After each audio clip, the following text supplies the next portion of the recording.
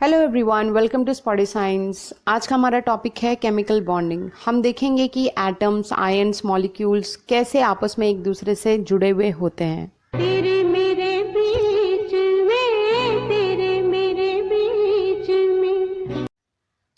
So like I said कि हम पढ़ने वाले हैं केमिकल बॉन्डिंग। तो इसमें हम देखेंगे आयन्स, मॉलिक्यूल्स, इनके बीच कौन सा फोर्स होता है, कैसी बॉन्ड होती है, ionic bond, covalent bond, metallic bond, ये सारे कंसेप्ट आपके एकदम क्लियर हो जाए। वीडियो को एंड तक देखना है। At the end I have given 3 MCQs। Test yourself कि आपका कंसेप्ट कितना क्लियर हुआ और आंसर मुझे कमेंट करके ज़रूर बताना।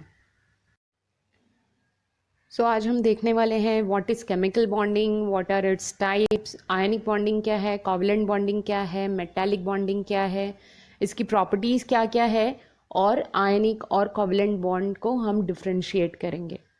और अगर आपको मेरी वीडियोस अच्छी लगती है तो प्लीज़ चैनल को सब्सक्राइब ज़रूर करना। Let's get started.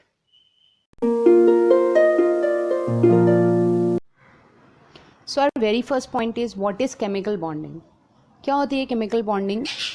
दो आयन्स, दो मॉलिक्यूल्स के बीच एक फोर्स होती है जिसकी वजह से ये आपस में मिलकर एक कंपाउंड बनाते हैं, उसे ही हम केमिकल बॉन्डिंग कहते हैं। अब ये कितने टाइप्स की होती है? मेनली हमें जो पढ़ना है वो है 3 टाइप्स की बॉन्डिंग: आयनिक और electrovalent bond, covalent bond and metallic bond.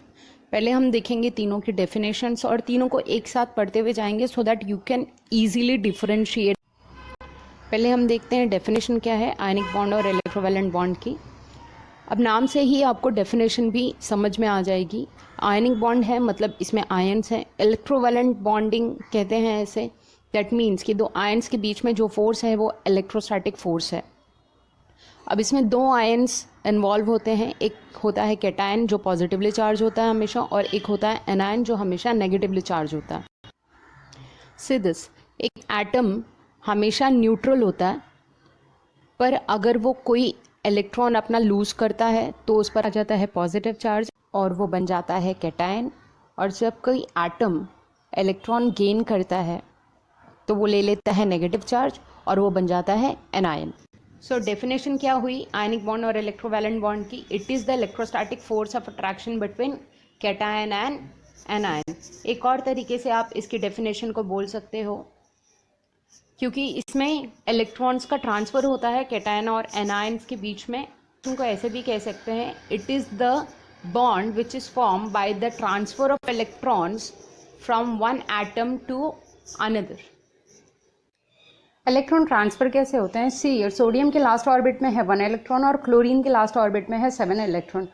Sodium अपने लास्ट ऑर्बिट का 1 इलेक्ट्रॉन क्लोरीन को डोनेट करेगा। So according to the octet rule last orbit में दोनों को 8 इलेक्ट्रॉन्स कंप्लीट करने हैं।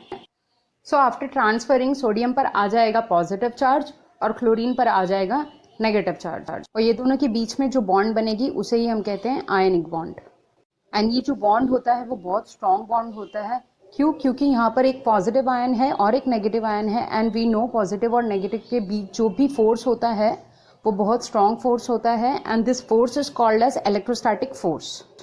अब अगर आपको चार्जेस को याद रखने में प्रॉब्लम होती है तो उसे इस तरह याद रख सकते हो कि देने वाला हमेशा प्लस में होता है और लेने वाला बेचारा गरीब आदमी हमेशा माइनस में होता है। Next example of ionic bond is formation of magnesium chloride. Magnesium chloride means MgCl2। Magnesium के एक एटम एंड क्लोरीन के 2 एटम्स हैं। मैग्नीशियम के लास्ट ऑर्बिट में होते हैं 2 इलेक्ट्रॉन्स। सो मैग्नीशियम अपना एक इलेक्ट्रॉन इस क्लोरीन को दे देगा और एक इलेक्ट्रॉन इस वाले क्लोरीन को दे देगा। सो मैग्नीशियम ने 2 इलेक्ट्रॉन्स डोनेट किए तो उस पर आ जाएगा 2+ चार्ज, एंड इस वाले क्लोरीन ने एक इलेक्ट्रॉन लिया तो इस पर आ जाएगा माइनस चार्ज, एंड इस वाले क्लोरीन ने भी एक इलेक्ट्रॉन लिया तो इस पर भी आ जाएगा एक minus charge. So in this way they are going to form MgCl2, that is magnesium chloride. For the Lewis dot structure of this magnesium chloride, go and watch the video I have given in the description box. We will see what is covalent bonding. Covalent bonding में क्या होता है? यहाँ पर electrons का transfer नहीं होता है। ये बॉन्ड फॉर्म होता है जब दो एटम आपस में मिलकर इलेक्ट्रॉन्स को शेयर करते हैं। यस, दो सेम एटम्स या दो अलग एटम्स इलेक्ट्रॉन्स को शेयर करके कंप्लीट होते हैं तो कोवलेंट बॉन्ड फॉर्म होता है। में ट्रांसफ़र कैसे होता है हमने देखा। अब देखेंगे कि कोवलेंट में इलेक्ट्रॉन्स की शेयरिंग कैसे होती है।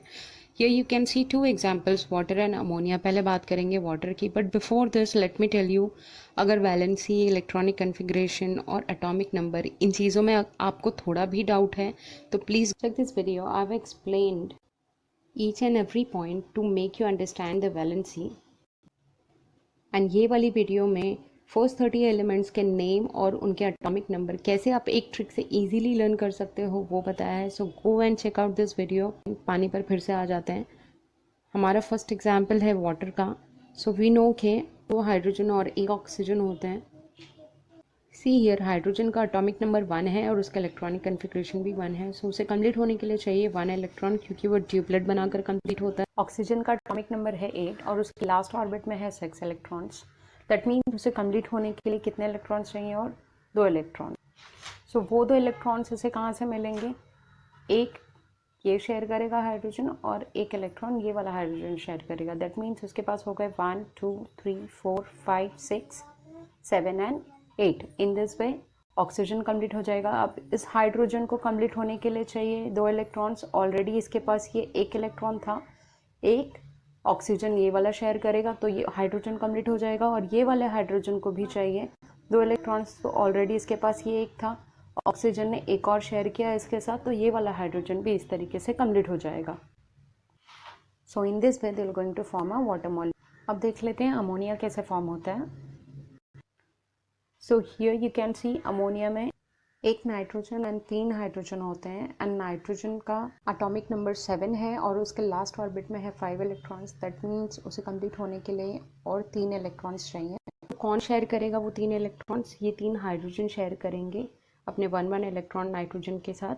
सो नाइट्रोजन के पास हो जाएंगे 1 2 3 4 5 6 7 and 8. In this way nitrogen complete हो जाएगा. एंड इन हाइड्रोजन को जो 1 इलेक्ट्रॉन चाहिए वो नाइट्रोजन शेयर करेगा इनके साथ 1 electron. And in this way they are going to form ammonia molecule. Samples के लिए ये वाली वीडियो ज़रूर देखना. लिंक मैंने डिस्क्रिप्शन में दिया है. वीडियो देखने के बाद आप किसी भी आयनिक और कोवलेंट कंपाउंड के लीव्स डॉट स्ट्रक्चर आसानी से ड्रॉ कर सकते. Now the next is metallic bond.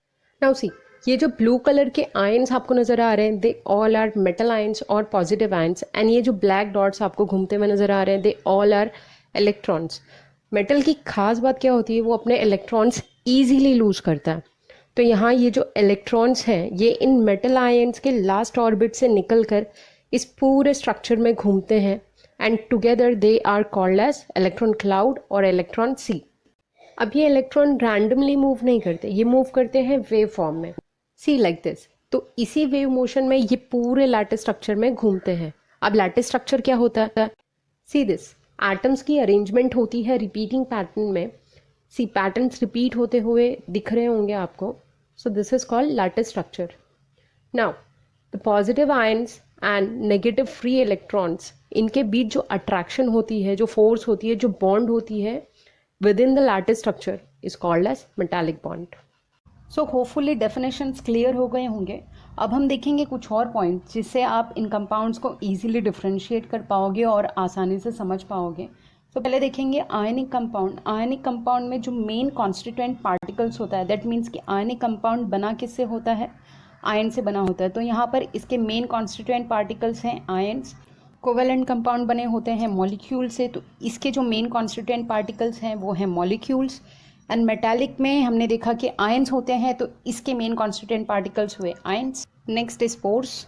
आयनिक में हमने देखा एक पॉजिटिव और एक नेगेटिव होता है. एंड वी नो कि नेगेटिव और पॉजिटिव के बीच जो अट्रैक्शन होती है that attraction is electrostatic force of attraction. तो आयनिक कंपाउंड में इलेक्ट्रोस्टैटिक फोर्स होता है.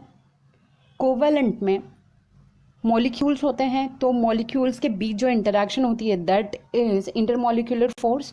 और ये इंटरमॉलिक्यूलर फोर्स वीक होती है. And this weak force is also called as van der Waals force. And again metallic में चार्जेस हैं, दैट मीन्स अगेन यहाँ पर इलेक्ट्रोस्टैटिक फोर्स होगा. Now the last point but very important, ध्यान से सुनना है इसको. अगर आपको आइडेंटिफाई करना है कि दिया हुआ कंपाउंड आयनिक है, कोवेलेंट है या मेटालिक है, तो कैसे आइडेंटिफाई? सी, आयोनिक में हमेशा एक मेटल होगा और एक नॉन मेटल होगा. कोवेलेंट कंपाउंड में हमेशा दोनों ही नॉन मेटल होंगे. एंड मेटालिक कंपाउंड में हमेशा दोनों ही मेटल्स होंगे. अब इसको थोड़ा पीरियोडिक टेबल में समझ लेते हैं. Now see, this is your periodic table. यहाँ पर ये जो रेड कलर के एलिमेंट्स हैं ये सारे मेटल्स हैं, ये ब्लू कलर वाले सारे एलिमेंट्स नॉन मेटल्स हैं, और ये बीच में जो येलो कलर के एलिमेंट्स हैं जिगजैग में, वो सारे मेटलॉइड्स हैं जिनमें मेटल और नॉन मेटल दोनों की प्रॉपर्टीज़ होती है। अब अगर आप आइडेंटिफाई कर रहे हो कंपाउंड को, तो दोनों अगर आपको एलिमेंट्स मेटल में से हैं, रेड वाले में से हैं, तो समझ जाना कि वो मेटालिक है। अब अगर दोनों ब्लू वाले एलिमेंट्स में से हैं, दैट मीन्स नॉन मेटल में से हैं, एक हाइड्रोजन भी है यहाँ, तो ये दोनों ही अगर नॉन मेटल में से हैं तो समझ जाना कि वो कोवलेंट है। और अगर एक मेटल में से है और एक नॉन मेटल में से है एलिमेंट, तो वो आयनिक कंपाउंड होगा। Let's move to the properties now. पहले हम आयनिक और कोवलेंट की प्रॉपर्टीज देखेंगे और साथ ही साथ उन्हें डिफरेंशिएट भी करेंगे। सो यहाँ है आयनिक की प्रॉपर्टीज एंड यहाँ है कोवलेंट की प्रॉपर्टीज। और first point is nature. Ionic compound exist करते हैं सॉलिड स्टेट में। व्हाई?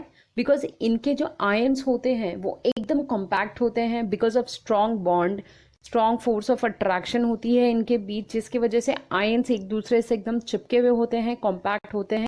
एंड अगर आपने स्टेट्स ऑफ मैटर पढ़ा होगा तो आपको पता होगा कि सॉलिड के जो एटम्स होते हैं वो टाइटली पैक्ड होते हैं, कॉम्पैक्ट होते हैं एकदम। लिक्विड के जो एटम्स होते हैं वो एक दूसरे से दूर होते हैं, और गैसेस के जो एटम होते हैं वो एक दूसरे से काफ़ी दूर होते हैं। सो आयनिक कंपाउंड एग्जिस्ट करते हैं सॉलिड स्टेट में। कोवलेंट के जो कंपाउंड होते हैं वो जनरली लिक्विड में, गैस में और सॉफ्ट सॉलिड स्टेट में होते हैं, बिकॉज इनमें मॉलिक्यूल्स होते हैं and we know intermolecular force weak होती है which can be easily separated. So generally ये मिलते हैं लिक्विड में, गैस में और सॉफ्ट सॉलिड स्टेट में। हाँ, इसमें दो एक्सेप्शंस हैं, डायमंड एंड ग्राफाइट। ये दो ऐसे कोवलेंट कंपाउंड हैं जो हार्ड सॉलिड स्टेट में होते हैं। बाकी जनरली जो कोवलेंट कंपाउंड होते हैं वो लिक्विड, गैस और सॉफ्ट सॉलिड स्टेट में मिलते हैं। Point is melting point and boiling. Ionic compound के मेल्टिंग पॉइंट और बॉइलिंग पॉइंट हाई होंगे। क्यों? क्योंकि बॉन्ड बहुत ज़्यादा स्ट्रॉन्ग होती है एंड वी नो कि किसी भी स्ट्रॉन्ग चीज़ को तोड़ने के लिए बहुत ज़्यादा एनर्जी देनी पड़ती है। सो आयनिक कंपाउंड को मेल्ट या बॉयल करने के लिए बहुत ज़्यादा हीट देनी पड़ती है। दैट्स वाई इनका जो मेल्टिंग और बॉइलिंग पॉइंट होता है वो ज़्यादा होता है, हाई होता है। इन कंपाउंड के मेल्टिंग पॉइंट और बॉइलिंग पॉइंट लो होते हैं क्योंकि इनकी बॉन्ड जो होती है वो वीक होती है, तो कम हीट देने पर ही वो जल्दी से मेल्ट और बॉयल हो जाते हैं। दैट्स वाई इनका जो मेल्टिंग पॉइंट और बॉइलिंग पॉइंट होता है वो लो होता है। Third point is electrical conductivity. Ionic compounds are bad conductor of electricity in solid state, but they are good conductor in aqueous state और molten state. अब इसको समझते हैं इससे। इस पिक्चर को देखो, this is the edible salt but in crystal form. ये एक आयनिक कंपाउंड है, sodium chloride. If I ask, क्या इस क्रिस्टल से करंट को पास किया जा सकता है? So the answer is no.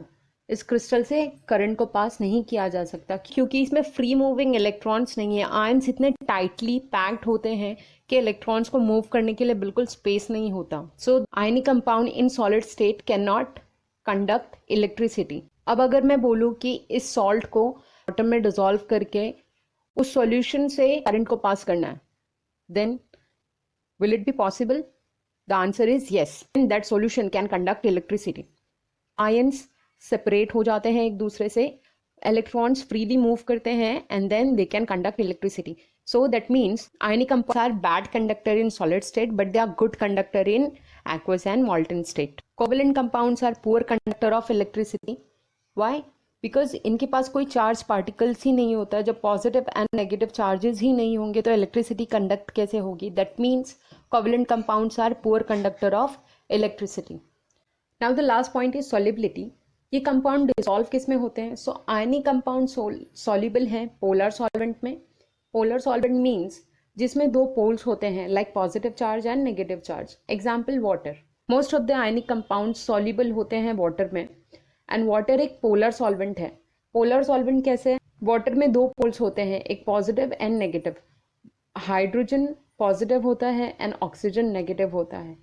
And भी आयनिक कंपाउंड को अगर हम वाटर में डिसॉल्व करते हैं तो उसके जो आयन्स हैं वो सेपरेट हो जाते हैं। So in this way get dissolved in polar solvent. Like dissolve like is the mantra to understand the solubility.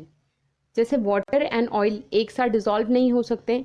क्यों? क्योंकि वाटर पोलर सॉल्वेंट है and oil non polar solvent है। तो आयनिक कंपाउंड सॉल्युबल है polar solvent में। Ionic compound में भी charges होते हैं, पोलर सॉल्वेंट में भी चार्जेस होते हैं। That means like dissolve like ionic compounds are soluble in polar solvent covalent compounds are soluble in non polar solvent. Non polar solvent, इनमें कोई चार्ज नहीं होता कंपाउंड पर, इसलिए ये बिना चार्ज वाले सॉल्वेंट में डिसॉल्व होते हैं। हाँ, इनमें भी पोलर कोवेलेंट कंपाउंड होते हैं, but they all are partially positive and partially negative. So covalent compounds are soluble in non-polar solvent. Example, chloroform, alcohol and so on. Let's see the properties of metal now. हम lower class से ही metals की properties पढ़ते आ रहे हैं। जो भी properties metal में होती है वो इन मेटालिक बॉन्ड की वजह से होती है। सो हम देखते हैं प्रॉपर्टीज मेटल्स की क्या क्या होती है। First point is metals are ductile and malleable.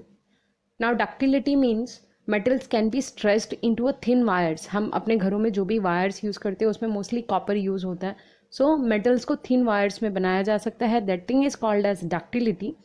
Malleability means it can be beaten into a thin sheet. आप लोगों ने एल्यूमिनियम फॉइल देखी होगी कि कितनी पतली होती है उसकी शीट। और metals can be given into a desired shape. कोई भी शेप मेटल को दिया जा सकता है, that thing is called as malleability. Second point is metals are good conductor of heat and electricity. See for example, जब हम कोई पैन को हीट करते हैं तो पूरा पैन गर्म हो जाता है, ना कि जिस पोर्शन को हीट लग रही है सिर्फ उतना ही, right. So this is because of the movement of electrons. हमने देखा डेफिनेशन में इलेक्ट्रॉन्स कंटिन्यू मूव करते हैं पूरे स्ट्रक्चर में। So because of this movement of electrons the whole pan gets heated, and same thing happens in electricity also. It is also because of movement of electrons. So this makes the metal good conductor of heat and electricity. Now the third point is metals are hard solid. आप अगर अपने आसपास ही देखोगे तो आपको ढेर सारी metals की चीज़ें नज़र आ रही होंगी। They all are in solid state, but दो एक्सेप्शंस हैं इसमें, मर्क्यूरी एंड गैलियम। मर्क्यूरी आपने थर्मामीटर में देखी होगी, जो फ्लूइड फ्लो करता है, that is mercury. And gallium is soft solid. LEDs में, इलेक्ट्रॉनिक्स में गैलियम यूज़ किया जाता है। बाकी सारे मेटल्स हार्ड और सॉलिड स्टेट में होते हैं। Now the last point is metal has lustre. आप लोगों ने मेटल्स देखे होंगे लाइक एल्यूमिनियम, सिल्वर, गोल्ड। इन सारे मेटल्स में एक शाइन होती है, चमक होती है, it has a lustre. So this was all about this lecture. Let's summarize the things now. Chemical bonding 3 types की होती है, ionic bond, covalent bond and metallic bond. Ionic bond means transfer of electrons, covalent bond means sharing of electrons, and metallic bond means attraction between the positively charged ions and free electrons within the structure. Bond and metallic bond strong bond होते हैं and covalent bond weak होता है, क्योंकि इन दोनों में ions होते हैं and covalent bond में molecules होते हैं. Identify कैसे करेंगे कंपाउंड को? So आयनिक में एक मेटल होगा, एक नॉन मेटल होगा, कोवेलेंट में दोनों ही नॉन मेटल होंगे एंड मेटालिक में दोनों ही मेटल होंगे. एग्जाम्पल्स देखते हैं. एग्जाम्पल्स में NaCl, sodium chloride, magnesium chloride. Examples अगर आप देखोगे तो आपको एक मेटल और एक नॉन मेटल आपको नजर आएगा. सोडियम मेटल है, क्लोरीन नॉन मेटल है, मैग्नीशियम मेटल है और ऑक्सीजन नॉन मेटल है. अगर कोवेलेंट बॉन्ड के एग्जांपल्स हम देखेंगे तो 2 हाइड्रोजन है, 2 क्लोरीन है. It means hydrogen molecule, chlorine molecule, oxygen molecule, nitrogen molecule, water है एंड मीथेन है. तो ये सारे जो हैं वो नॉन मेटल्स हैं. So this was all about the chemical bonding. Now let's see the MCQs which I've told you in the beginning. So here you go. You'll get the answers below the questions after 5 seconds. Try to answer it and comment करके ज़रूर बताना.